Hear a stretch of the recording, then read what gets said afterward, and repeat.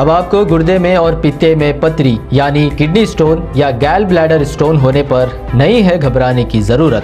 शहर हैदराबाद में सालों से इस इलाज के लिए खानदानी सिलसिले से चला आ रहा है भरोसेमंद नाम RS यूनानी फार्मेसी, जहां पर खास तौर पर पित्ते में मौजूद पथरी और दोबारा पथरी ना होने का किया जाता है मुकम्मल इलाज। आपको इस दर्द से हमेशा के लिए मिल जाएगा छुटकारा।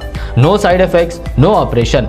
तशखीस करते हुए दवाएं की जाती है फराहम। तो देर ना करें, जल्द ही तशरीफ़ लाए RS यूनानी pharmacy, Bahadurpura X road, opposite Canara bank, Hyderabad.